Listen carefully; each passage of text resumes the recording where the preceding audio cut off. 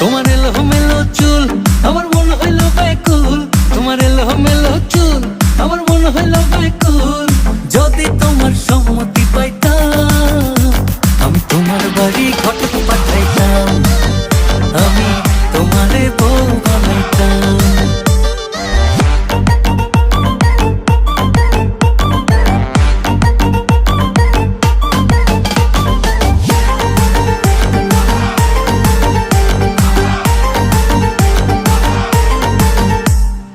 আসা যাওয়া পারা পারে লাগছে তোমায় ভালো,